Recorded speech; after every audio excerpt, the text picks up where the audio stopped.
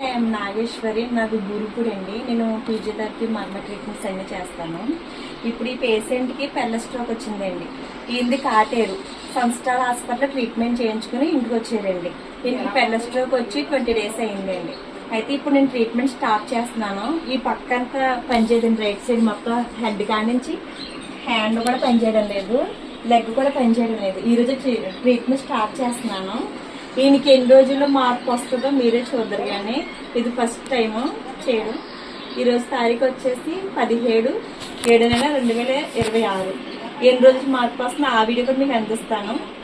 Okay, bye. నొప్పి వస్తుందండి? నొప్పి వస్తుందా?